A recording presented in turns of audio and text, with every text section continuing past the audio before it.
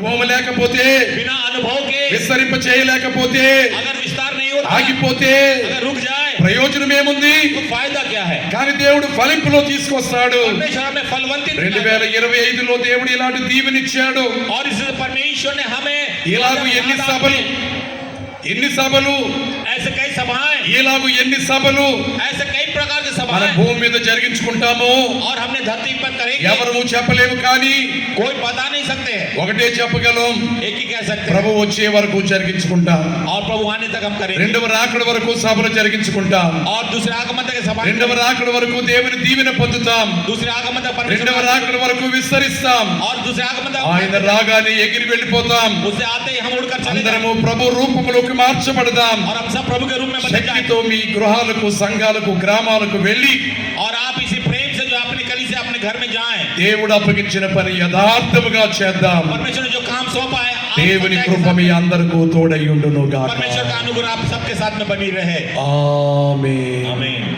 ఆమేన్ ఆమేన్.